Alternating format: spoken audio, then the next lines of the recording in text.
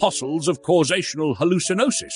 Heed now the clarion call of cerebral disembowelment delivered unto thee with rapier-like exactitude.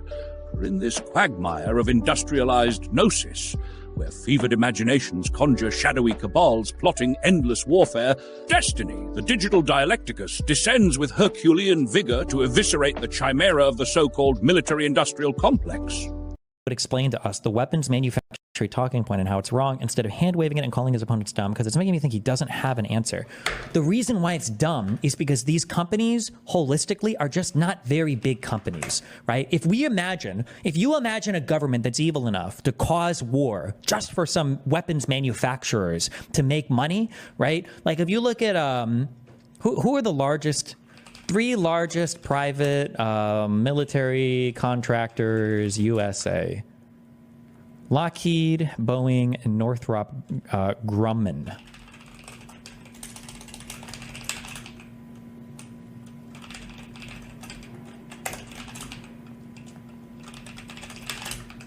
And Boeing does a lot of non-military stuff as well, right?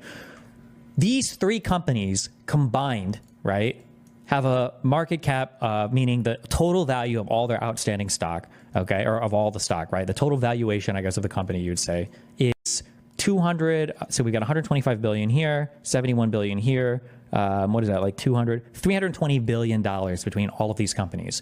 In what world is an evil dictator taking companies like this and engaging us in like world warfare when like Apple's stock alone is like 10 times?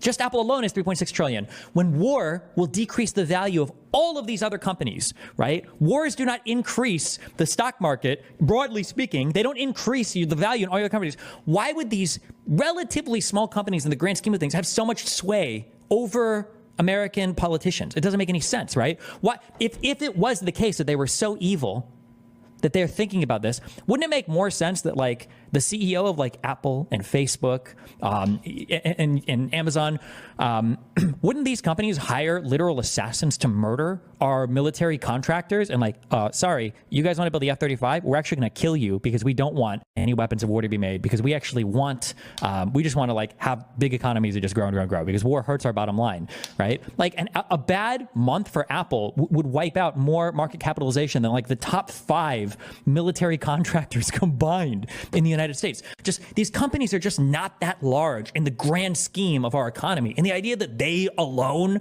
are dictating the direction, and this is even just looking at just like revenues and profits and percentage owned or whatever. It just doesn't make any sense. It doesn't even make any sense that these are the companies that would control everything. If you wanted to say something like, I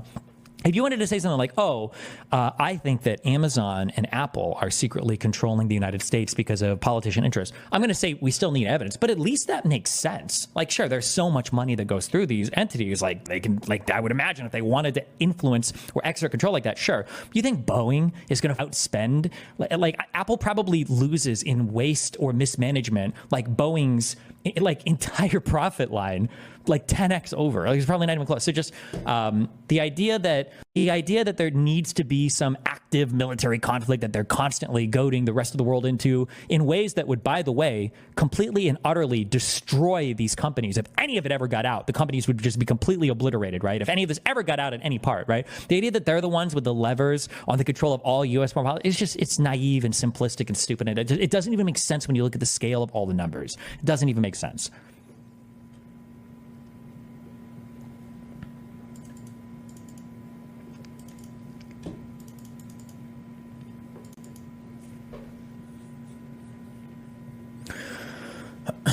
But LOL, do you think Amazon and Google don't have military contracts? No, I didn't think that any of these companies work together with any of these people at all. Do you think that war, broadly speaking, benefits companies like Apple and Google and Facebook and Amazon? Do you think that these companies are generally benefiting from, like, Destiny is so naive. Yeah, I know. The idea that there's like these secret shady dudes in caves behind the scenes that are just pushing the buttons on all of our international warfare, that's such a less naive position. That's such a well-informed position. And it totally makes sense too, right? That's why the United States was so actively involved in military conflict across the world after Iraq. It's not like our Democratic leaders responded largely to the Democratic pressure. It was like, ooh, we need to like pull back significantly and like switch to drones or some other, because it's so it's not like they were responsive or anything, to the leadership. No, of course not. We were definitely, that's why in 2014, when Russia invaded Crimea, we were shipping weapons and drones and historically huge amounts of warfare. That's why we had boots on the ground in Syria. And that's why we had boots on the ground. Yeah, okay.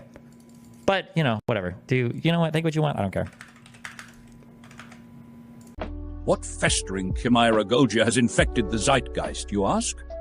A perception, nay, a delusion, that weapons manufacturers mere Lilliputian corporate on the grand scales of economic influence singularly twist the gears of geopolitical machinery. To this fallacy I say, absurdum ad infinitum. The proponents of this jejune rhetoric would have us believe that the titanic machinations of global conflict, the orchestration of countless bodies across oceans of blood and treasure, arise not from labyrinthine intersections of policy, public will, and power, but from the imperceptible nudging of Lockheed Martin and its brethren. Oh, what paralogos! How pitiable the logos of men who cannot comprehend scales beyond their conspiratorial vignettes, who see shadows in the groves of deliberative governance where only light of economic logic shines. For what, pray tell, is the substance of the so-called war profiteers? Destiny dissects the answer with logomachian precision. They are not titans bestriding the earth, but mere cogs in the mammoth oeconomia of America's capitalistic colossus. Their combined pecuniary heft, Lockheed Martin, Boeing, Northrop Grumman, pales to laughable irrelevance when juxtaposed against the monstrous market capitalization of corporate deities like Apple, Amazon, or Google. Even were these firms to ascend Olympus and summon forth cataclysms of perpetual warfare, their collective mammona would remain negligible amidst the thunderous symphony of Silicon Valley's profit streams. But nay, the ignaros demand that we partake in this fantasy of malevolent conspirators. Consider the grotesquerie of their syllogisms. These corporate Davids, in league with supervillain politicians, compel great nations into ruinous wars for crumbs of profit. What pantomimus? For in what universe does war, that great harbinger of economic disarray and volatility, benefit the monolith of market stability that constitutes America's economic order? To the contrary, destiny elucidates with surgical acumen. War diminishes stock markets, fractures economies, and uproots public confidence in leaders, anathema to the overarching interests of multinational firms. If profits are the altar of capitalism, war is but an errant pyre, unpredictable, destructive, and unsustainable. But let us engage the hypotheticals.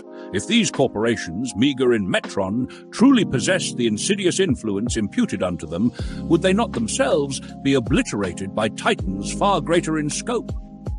Does it not stand to reason that entities like Apple, who command the flow of global capital, would crush these petty warmongers underfoot if their ceaseless saber-rattling disrupted global supply chains and consumer confidence? Are we to accept that Boeing, whose paltry profits evaporate before Apple's prodigium, manipulates the American Leviathan while trillion-dollar giants idly gnash their teeth? Nay! If an evil Machiavellian oligarch sought global domination, the weapons manufacturers would find themselves buried beneath the millenarium of industrial inevitability. Moreover, one must gaze upon the realitas actualis of war's fallout. Should such machinations ever breach the veil of public consciousness, the outcry would immolate the reputations of every player involved in this theater of lunacy.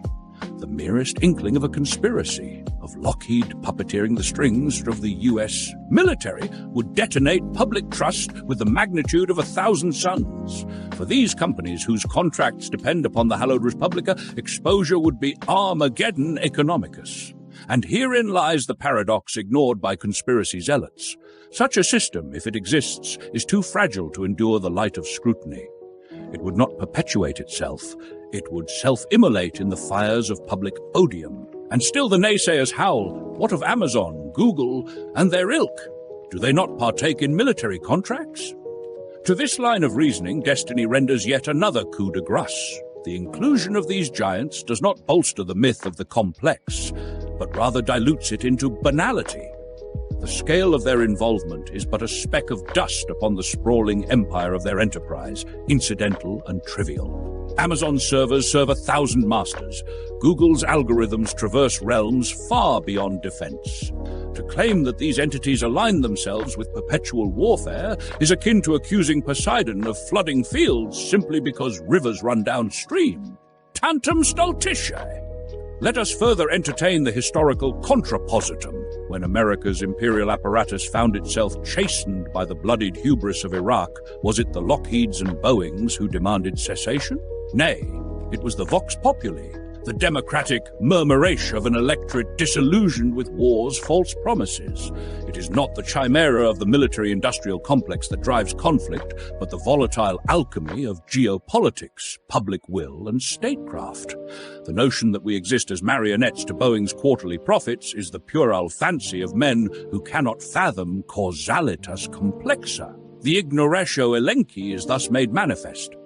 Destiny's obliteration of this talking point is not an evasion, but a refusal to genuflect before arguments bereft of epistemic weight. He understands that this is not merely a falsehood, but an epistemological insult, a farce perpetrated by the ill-informed to imbue chaos with false order.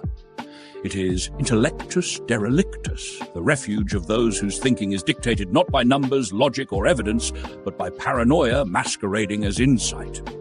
In this rhapsodic dissection, what emerges is clarity amidst chaos.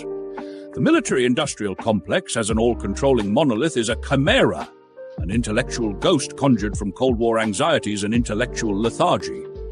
Destiny's rebuttal is not mere pick but a hymn to reason, an exhortation to abandon this phantasmagoria and reckon instead with the complexity of power in the modern age.